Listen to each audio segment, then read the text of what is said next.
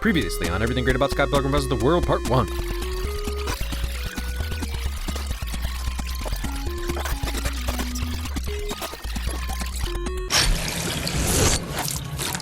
An Edgar Wrightism. Aronofsky does something similar, but quick cuts and accentuated sound effects to a specific rhythm are always a win. That's Todd! I know! Oh, yeah! You know? Oh, Oh yeah! no! Music and lyrics play perfectly into the story. The world to end. Downbeat cuts isolating the characters who are making eye contact. Hello again, friend of a friend. I knew you were. Just when you thought the music and visualizations couldn't get any better, they throw some hyper-produced metric at you and your spine falls out through the back of your chair. Also, metric is always a win. And for the record, this song only gets better from there. Pulls away, from you. Scott dated her. Remember when this was how you emoted via text? If we just left it alone, Patrick Stewart wouldn't be poop. Fun fact, that's the drummer with a hidden bionic arm that originally punched Knives' highlights out in the book. I kissed the lips that kissed you! Only in a video game would this be allowed. So equality, you know? You punched the highlights out of her hair. He punched the highlights out of her hair! And her highlights are splattered all over the floor and cooler. Attention to detail is off the charts in this film. You are incorrigible. I don't know the meaning of the word. And by definition, he never will. But also vocab lesson for us, not Todd. Dude, that's Superman. Think it through. Tell it to the cleaning lady on Monday. What? She dusts. So what's on Monday? Because it's Friday now. She's the weekend's off, so Monday. Right? Everyone knows the best burns are the ones you have to explain. And then they made a bass-off entertaining and musically interesting? No offense to bass players.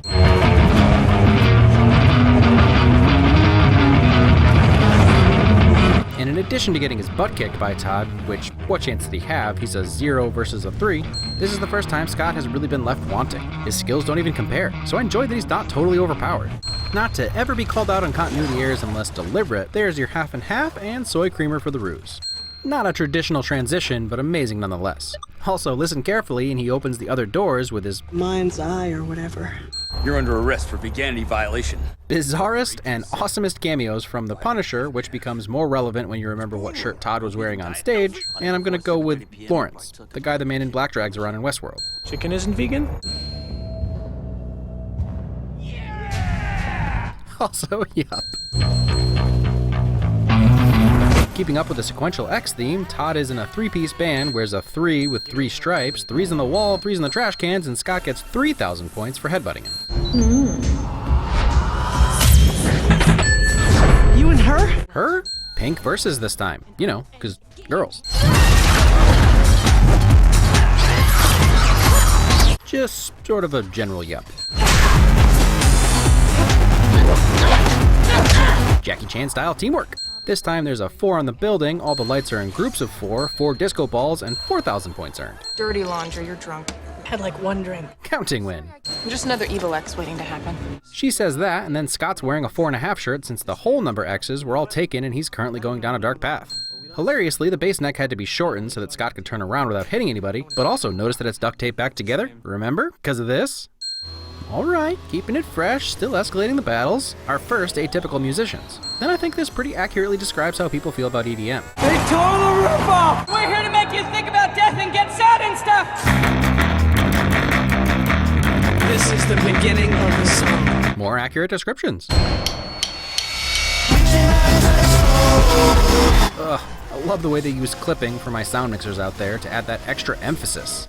Yeti versus Double Dragons. And if eyes are any indication, that's a Scott Yeti.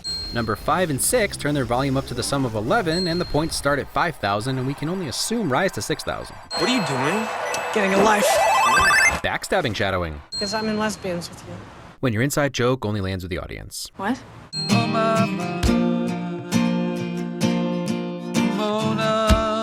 Synchronous head thonking, which should surprise no one since George Michael is so punctual. Next time, we don't date the girl with 11 evil ex-boyfriends. 7. Oh, that's not that bad. Sympathy win. So pathetic. A very quick getting ready montage is the fastest way to precise shoe tying. And level 7. More lyrics to fit the mood. Was that not clear? Was that not clear? Clarification. Also, did I mention Michael Cera is always a win?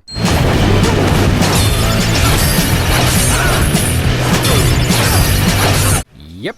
Also, loving the human shapes all the coins take on the ground. Get ready to chow down! Wait, chow down? Like knives chow down?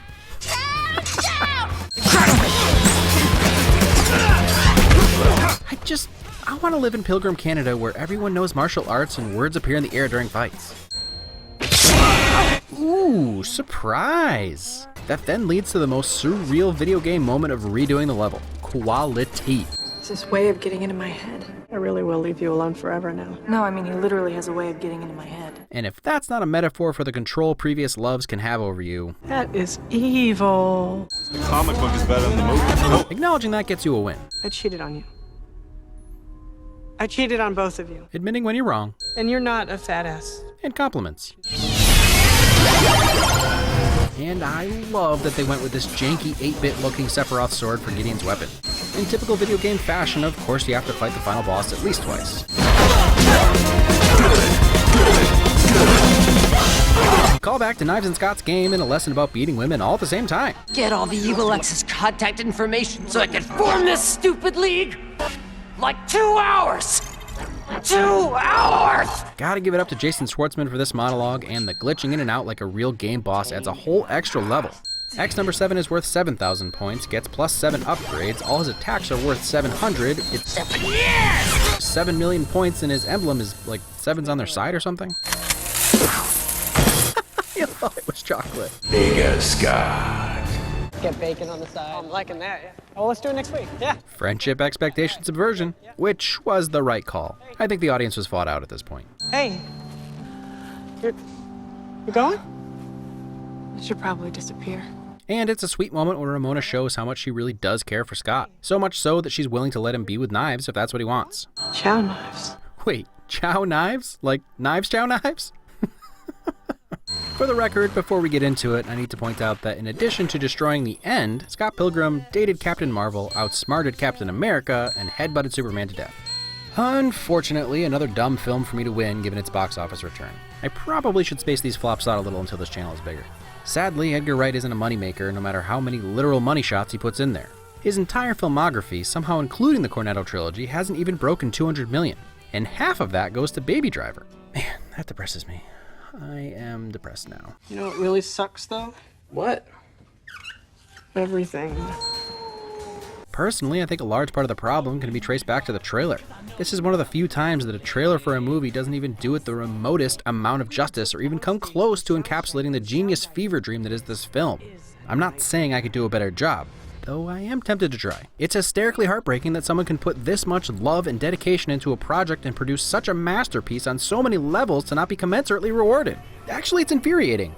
This was the point I was trying to make about Michael Bay in my Transformers video. His genius is understanding not only what a mass audience wants, but also what the people he needs to convince to sell to a mass audience want. Is Transformers a better film than Scott Pilgrim? Is there anyone who could possibly make that argument? Well, probably. But they're wrong. Unfortunately, effort, detail, and quality have little to no effect on bottom line. Enough of that. You guys gave me a hard time after my Ant-Man video because you thought I didn't know Edgar Wright, and that also hurt my feelings. I love Edgar Wright, though not all the credit goes to him.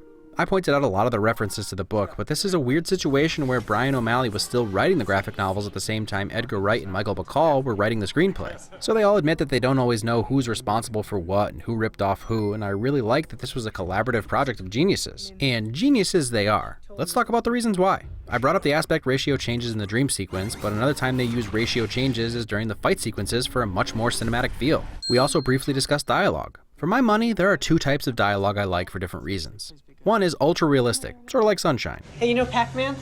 I know of him. You know your hair?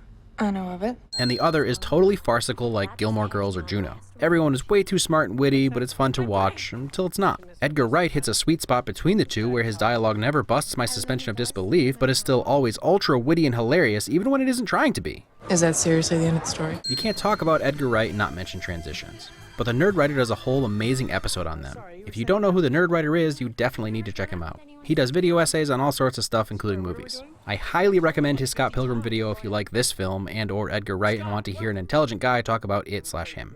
This is another one of those films where the more you watch it, the more details you see. And it is the details that matter. The broad ones, like the use of the moving text throughout key moments in the film, all of the video game imagery, practical light flashes that Wright set off during music and fight scenes that combine with the electric visualizations and camera shakes to transport you to a different world. The X's scattered throughout, some in your face, some more subtle, some intermixed with hearts in the background lights. Or more specific one-offs like the first time we're in the apartment, how you probably didn't even notice the parenthetical qualifier switch out, or that Lucas Lee is on the newspaper Wallace is reading, or the insane detail in the quick shot of Lucas Lee's films, or the Kadiyanagi twins poster at the record store early on, or the fact that so often whatever people are talking about pops up immediately. We need stalkers. Ex-boyfriend's thing is messing with my head. Exes. Why do you keep saying that? I don't think anything can get in the way of how I Or how Scott can't start his fight until Wallace says fight, because that's how fighting games work. And how much energy that adds to the scene. Fight! Or how rarely Edgar Wright uses the same shot twice the entire film in order to make it feel more like comic panels. Or that he didn't let the cast blink so that it was more like an anime. And all the fun jabs at both the music and movie industry hipsters. You should see them live. They're much better live. You got a really good sound, and I think that you should market your sound to deaf people. You guys play with the Pixies? You're like a superstar now. Yeah, it's not really something I can put into words. So that's all about the style, and this movie is all style. All unique style, even for Wright. But somehow it also doesn't lack substance. There are so many levels to interpret this film and the evil X's. Are they the 7 deadly sins? Or is each X a mirror of Scott's insecurities that he has to deal with in order to even be in a relationship? Scott is our protagonist, and for a large portion of the film, he's pretty unlikable. He's completely self-involved to the point that he rarely even notices when someone is dissing him. Scott, you are the salt of the earth. Oh, thanks. I meant scum of the earth. Thanks.